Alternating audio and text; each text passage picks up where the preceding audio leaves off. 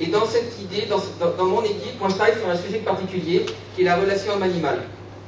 J'ai fait ma thèse, alors je ne sais pas si vous savez un peu le parcours des chercheurs, mais très souvent, la plupart des chercheurs, ils font une thèse, après une thèse, ils font un postdoc, avant de trouver. C'est quoi un postdoc? C'est très souvent, une fois que le chercheur a fait sa thèse, il va acquérir de l'expérience à l'étranger, de façon à faire ses recherches, et développer son CV pour pouvoir après être recruté. Et ça a été mon cas, j'ai été recruté à l'INRA. Avant, qu'est-ce que j'avais fait?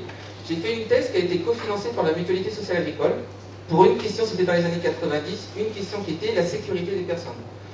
Quand on manipule des bovins allaitants en particulier qui pèsent quelques centaines de kilos, derrière il y a des risques qui ne sont pas négligeables, et on en reparlera tout au long de mon exposé.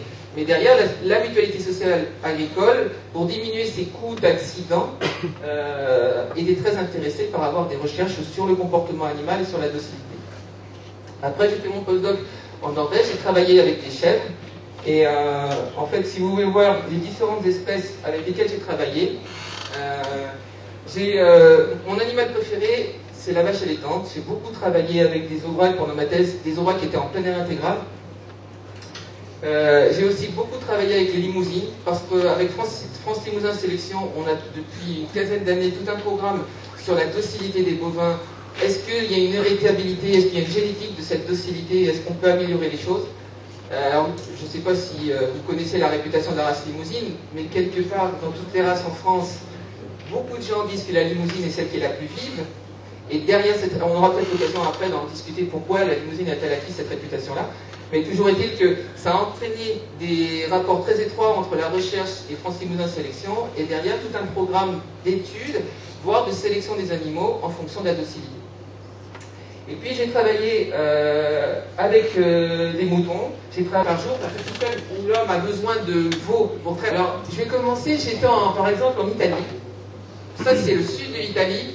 Et on a des troupeaux de 500 buffles qui font, vous savez, les bufflons qui font de la mozzarella.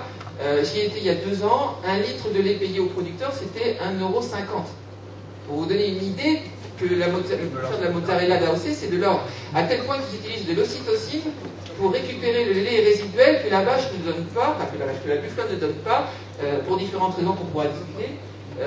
L'ocytocine qui permet de libérer le lait résiduel dans la mamelle. Et vous savez peut-être qu'avec l'ocytocine, si vous piquez la mamelle, à force de le faire, la mamelle se conditionne. Et du coup, même si vous piquez simplement les animaux sans injecter d'ocytocine, vous obtenez quand même le lait résiduel. Le problème de piquer, ça a des problèmes d'un point de vue un peu économique, ça a des problèmes d'un point de vue vétérinaire, parce que ça crée des abcès au niveau de la mamelle. Et puis d'un point de vue bien-être, on peut aussi se demander si c'est logique ou pas de piquer les animaux.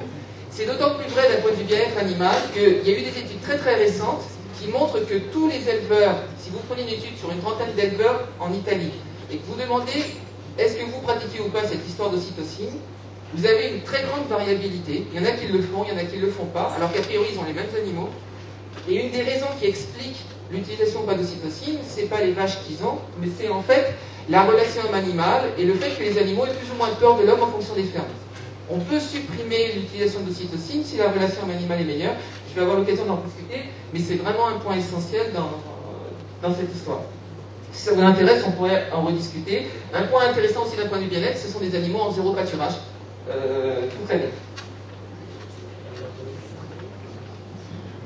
J'ai aussi été aux États-Unis. Alors aux États-Unis, c'est quoi? Vous avez sûrement entendu parler.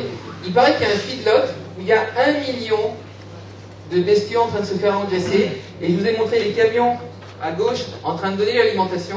Là, vous pouvez vous poser la question de la relation homme-animal dans les élevages très intensifs.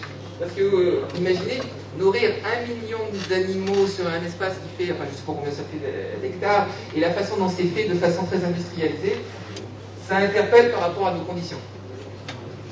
J'ai été, alors, totalement à l'opposé, j'étais en Nouvelle-Zélande. Et en Nouvelle-Zélande, ce qui est très intéressant, c'est qu'il y a, par exemple, pour la production de vache laitière, de lait, il y a 5% de complémentation au maximum. Pourquoi? Il y a un hiver où on est à peu près entre 13 et 15 degrés, et une humidité qui permet de la pousse de l'herbe toute l'année, ce qui fait que c'est de la prairie semée, et vous avez, quand le passage des animaux crée des marches d'escalier. Pour vous donner, ça fait comme une moquette, quoi. C'est très intéressant d'un point de vue, évidemment, rentabilité, coût de production. Ça a un inconvénient, par exemple, sur le bien-être animal, mais aussi pour la production, c'est, imaginez, c'est un pays où il pleut tellement en hiver que des fois, pendant 48 heures, les vaches ne peuvent pas se coucher. Pourquoi? Parce que le sol est tellement imbibé que l'animal refuse de se coucher.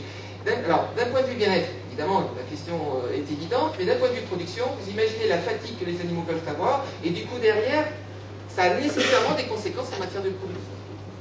Là-bas, j'ai manipulé des Angus, parce que mon intérêt, c'était d'avoir des troupeaux qui n'étaient pas comme chez nous. La moyenne des troupeaux en Nouvelle-Zélande, c'est 250 vaches laitières ou 250 vaches allaitantes, il y a à peu près 4 ou 5 ans. Aujourd'hui, je ne sais pas, mais je pense que ça a dû un peu augmenter. Alors, toujours pour la Nouvelle-Zélande, ça c'est une chose qui m'a particulièrement intéressé. Ça date des années 70, mais j'étais dans un colloque il y a 3 ou 4 ans, et il se reposait la question de ce système-là en Écosse et dans d'autres pays où on peut avoir des animaux toute l'année dehors. C'est ce qu'on appelle l'easy care. Alors si vous faites un peu d'anglais, l'easy care, ça veut dire les soins faciles finalement. Et toute la question d'aujourd'hui, c'est comment on peut produire en passant un minimum de temps avec les animaux. Alors, qu'est-ce qu'ils ont imaginé dans un pays où l'herbe est à volonté? Eh bien, c'est pas très compliqué. Ils ont dit, eh ben, on va simplement laisser les troupeaux de moutons seuls, sans s'en occuper. Et on va laisser faire la sélection naturelle. Ça a un mérite, c'est les animaux dans la nature, donc c'est très bien pour le bien-être, a priori, si on pense que la nature, c'est ce qu'il y a de mieux pour le bien-être. C'est un coût totalement réduit en matière de manœuvre et d'intrants. Et puis, il y a la sélection naturelle des animaux. Et donc, c'est l'environnement qui le permet. Comment ça s'est passé? La première année, 40% de mortalité. Dans les années suivantes, en fait, ce que vous avez vu, c'est que les brebis, donc celles qui étaient les plus résistantes, avaient survécu. Et surtout, on ne trouvait plus qu'un agneau par brebis, évidemment, parce que la mortalité des jeunes, je ne sais pas si vous savez, mais dans la nature, si vous prenez les populations sauvages d'herbivores, on a 90% de mortalité infantile. Donc, en mouton, par exemple, on est plutôt entre 15 et 25% de mortalité des agneaux. Dans la nature, on est plutôt à 90%. Donc, ça interpelle, mais en tout cas, l'adaptation de ce troupeau, c'était à peu près ce genre de choses.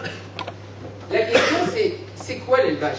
Et c'est quoi là? Parce qu'à la limite, on revient à ce que les hommes préhistoriques faisaient, d'une certaine façon, c'est du prélèvement dans la nature. Est-ce que c'est ça l'élevage? Je reviens chez nous, parce que c'est ce qui a motivé les recherches qu'on a faites en particulier.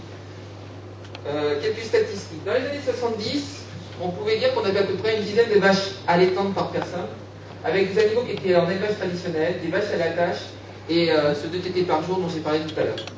Aujourd'hui, on en est où? Par exemple, on a fait une étude dans le Limousin, on a 80% de plein air 80% de stabulation libre. Le plein air ne s'est pas développé autant que ce qu'on pouvait penser.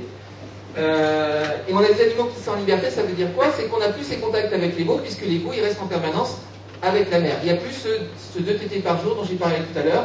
Et la question qui se pose toujours aujourd'hui, c'est est-ce qu'il y a des problèmes plus fréquents de manipulation? Et est-ce qu'il y a nécessité d'améliorer la relation à l'animal? C'est des questions dont on va pouvoir débattre par la suite. C'est quoi l'anthropomorphisme? L'anthropomorphisme, c'est la tendance à attribuer à un animal des sentiments humains, des pensées humaines.